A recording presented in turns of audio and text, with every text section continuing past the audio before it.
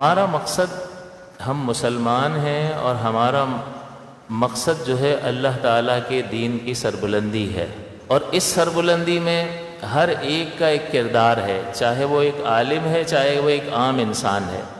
مسلمان ہونے کی حیثیت سے اسلام جو ہے اس کے کندھوں پر ایک ذمہ داری رکھتا ہے۔ خود رحمت دو عالم صلی اللہ علیہ وسلم نے فرمایا بلغوا عنی ولو آیہ، پہنچا دو میری طرف سے اگرچہ ایک ہی آیت ہو۔ بلغوا میں تکلیف ہے، ایک ذمہ داری ڈالی گئی ہے، ایک بوجھ ڈالا گیا، پہنچاؤ۔ امر ہے، اور اصول فقہ کا ضابطہ ہے کہ مطلق امر چیز کو ذمے میں واجب کرنے کے لیے آتا ہے، لازم کرنے کے لیے آتا ہے۔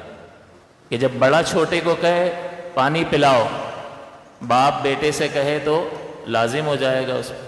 تو جب بڑا چھوٹے پر کوئی حکم دیتا ہے تو وہ لازم ہو جاتا ہے۔ اللہ تعالیٰ جب مخلوق کو حکم دیتا ہے بلغوا، چاہے قرآن کے ذریعے سے دے یا نبی اکرم صلی اللہ علیہ وسلم کی زبان اقدس سے دے، یہ دونوں وحی کی قسم میں سے ہیں۔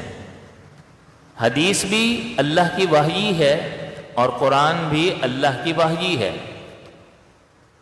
قرآن کو وحی مطلوب کہا جاتا ہے، ایسی وحی جس کی تلاوت کی جاتی ہے، اور حدیث کو وحی غیر مطلوب کہا جاتا ہے، ایسی وحی جس کی تلاوت نہیں کی جاتی۔ اور حدیث جو ہے اس کا مفہوم اللہ تعالیٰ اپنے حبیب کریم صلی اللہ علیہ وسلم کے قلب اطہر پر اتار دیتا ہے، پھر الفاظ نبی اکرم صلی اللہ علیہ وسلم کے ہوتے ہیں۔ اور قرآن عظیم ایسی وحی ہے جس کے الفاظ بھی اللہ تعالیٰ کی طرف سے ہی دیے گئے ہوتے ہیں۔ تو یہ وحی کی دو قسمیں ہیں۔ تو حدیث بھی اللہ ہی کی وحی ہے، تو اگرچہ حضور نے حکم دیا ہو لیکن ہم یوں ہی کہیں گے کہ اللہ کا حکم ہے، اس لیے کہ یہ وحی ہے۔ اور وحی کی دوسری قسم سے ہے غیر مطلوب۔ نبی کریم صلی اللہ علیہ وسلم بھی شارع ہیں، آپ بھی جس چیز کا حکم فرماتے ہیں لازم ہو جاتا ہے۔ تو حضور نے فرمایا بلغوا، پہنچا دو۔ اس میں تکلیف ہے، ایک ذمہ داری ہے۔ بھئی کون ہے مخاطب؟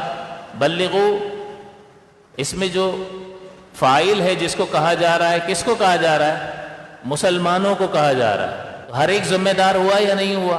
پہنچا دو، تم سب پہنچا دو۔ اس کا مطلب یہ ہوا کہ خالی جو دین کا کام کر رہا ہے، جو مبلغ ہے یا جو عالم ہے، مفتی ہے، اس سے بھی خطاب ہے اور عوام الناس سے بھی خطاب ہے۔ اور پھر فرمایا عنی، میری طرف سے پہنچا دو۔ اس میں تشریف ہے، اس میں عظمت اور شرافت ہے کہ تمہیں رسول کا قاصد بنایا گیا ہے، معمولی بات نہیں ہے۔ تم کوئی بات پہنچا رہے ہو تو رسول کی طرف سے پہنچا رہے ہو، میری طرف سے پہنچاؤ۔ اچھا یا رسول اللہ، میں آپ کا قاصد بن کر پہنچاؤں؟ تو رسول کا قاصد ہونے میں شرافت اور عظمت اور فضل ہے یا نہیں ہے؟ امتی کا اکرام اور عزت ہے یا نہیں ہے؟ وہ علیحدہ بات ہے کہ وہ دوسرے سارے کام کرنے لگ جائے اور دین کے لیے اس کا دل نہ دکھتا ہو، دین پہنچانے کے لیے اس کو کوئی تکلیف نہ ہوتی ہو، تو وہ علیحدہ بات ہے کہ اس نے رسول کا قاصد بننے سے خود کو علیحدہ کر لیا۔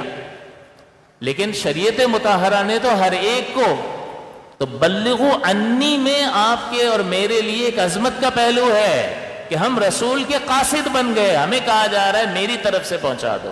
تو اب ہر ایک سوچ لے کہ کس نے اس چیز کو قبول کیا اور رسول کے قاصد ہونے کو پسند کیا، اور کس چیز نے اس سے بالکل منہ موڑ لیا کہ نہ اپنی ذات پر دین کو نافذ کرنے کی کوئی فکر، نہ دین کو سیکھنے کی کوئی فکر، نہ اپنے گھر والوں پر نافذ کرنے کی کوئی فکر، اور معاشرے کی باری تو پھر بعد میں ہی آتی ہے کہ معاشرتی بگاڑ کو دور کیا جائے، پھر تو کچھ بھی نہیں ہوتا۔ تو اصل ہم مسلمان ہیں اور اسلام ہمارا دین ہے، اور اسلام ہر ایک پر یہ ذمہ داری ڈالتا ہے کہ اسلام کے اللہ کے اس کلمے کو بلند کرنا ہے، اور ہر ایک کی ریسپانسبلٹی ہے، یہ خاص اس فیلڈ سے تعلق رکھنے والوں کی ذمہ داری نہیں ہے۔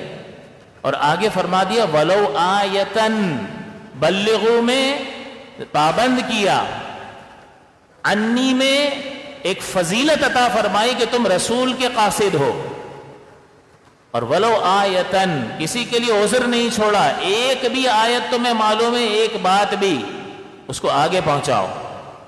اب کسی کے لیے عذر باقی رہ جاتا ہے کہ میری مصروفیت ہے، میرا کام ہے؟ ایک آیت، اس کا مطلب یہ کہ جو کچھ تمہیں آتا ہے اور تمہیں اس کے بارے میں یقین ہے کہ حضور نے فرمایا ہے، اس کا دین سے تعلق ہے، آگے پہنچاؤ۔ تو کسی کے لیے کوئی عذر نہیں چھوڑا ہے کہ یہ تو مولویوں کا کام ہے، نہیں، امت کو مخاطب فرمایا، اپنا قاصد بننے کا اعزاز عطا فرمایا، اور ولو آیتن سے یہ بتا دیا کہ ایک آیت بھی معلوم ہو تو آگے پہنچاؤ۔ اب ہر ایک اپنا محاسبہ کر لے، دین کا کوئی نقصان ہوتا ہے تو ہمارا دل دکھتا ہے، ہاں گھر میں آگ لگ جائے، گھر کا نظام بگڑنے لگ جائے، کاروبار کی حالت بگڑنے لگ جائے تو وہ فرق پڑتا ہے، لیکن دین کا کوئی نقصان ہو تو کوئی بھی فرق نہیں پڑتا۔ ہم شکایت کرتے رہتے ہیں کہ ویسٹ نے ہمارے حکمرانوں پر دباؤ ڈال ڈال کر جہاد کی آیتیں نکلوا دی۔ چلو انہوں نے نکلوا دی، اللہ تعالیٰ دیکھ رہا ہے، اللہ کی گرفت سے وہ بھی نہیں بچ سکتے، لیکن ہم کیا کر رہے ہیں؟ انہوں نے تو تھوڑا سا سلیبس نکالا ہے نا، تم پورا قرآن پکڑ لو، اس میں جہاد کی آیتیں نہیں ہیں کیا؟ باتیں کرنا سب کو آئیں گی کہ دیکھو کیا ہو رہا ہے، کیا ہو رہا ہے، تو آپ نے اپنے طور پر اس کا کوئی توڑ کرنے کی کوشش کی، قرآن سے اپنے تعلق کو مضبوط کر دو، جو بھی یہ سازش کر رہا ہے اس کا منہ کالا ہو جائے گا، لیکن نہیں، صرف باتیں کروا لو ان سے کہ دیکھو کیا کیا ہے انہوں نے، سلیبس سے جہاد کی آیتیں نکال لی۔ تو تمہیں کسی نے، یہ پاکستان ہے، یہاں اسلامی معاشرہ ہے، یہاں کوئی کسی کو روکتا تو نہیں ہے دین اختیار کرنے پہ، آپ کو داڑھی رکھنے پر کوئی مجبور مارتا تو نہیں ہے، قید تو نہیں کرتا، اسی طرح دین پر عمل کرنے پر کوئی سزا تو نہیں، آزاد ہے، ہر ایک اپنے حساب سے عمل کر سکتا ہے، تو قرآن کو پکڑ لو نا، لیکن صرف تقریریں کروا لو، جب عمل کی باری آتی ہے، اپنی ذات پر کچھ پابندی لگانے کی باری آتی ہے تو پابندی اس شخص کو پسند نہیں ہے۔ تو دیکھو بلغوا انی ولو آیتن میں کسی کے لیے عذر نہیں چھوڑا ہے، تو اس لیے یہ نیکی کا پرچار، نیکی کا عام ہونا کیسے پایا جائے گا؟ جب ہر ایک اسلام کی فکر کرے گا۔ ارے شکر منائیں کہ اللہ تعالیٰ نے اپنے حبیب مکرم سے ہمارا رشتہ جوڑ دیا۔ یقین مانو جب حضور کا نام اقدس آتا ہے تو جان قربان ہو، ہمارے ماں باپ آپ کے قدموں کی خاک پر قربان ہو، اس عظیم شخصیت کا اگر کی بعثت نہ ہو تو آپ کا اللہ سے تعلق ہی قائم نہیں ہوتا، لیکن ان کے فرامین اب ہمارے لیے ثانوی حیثیت رکھتے ہیں، لہذا خدا را دین کو ترجیح دیں، دین کو سیکھیں، دین کو اپنی ذات پر نافذ کریں، دین کو اپنے گھر میں داخل ہونے دیں، اپنے ماتحتوں پر دین کو نافذ کریں۔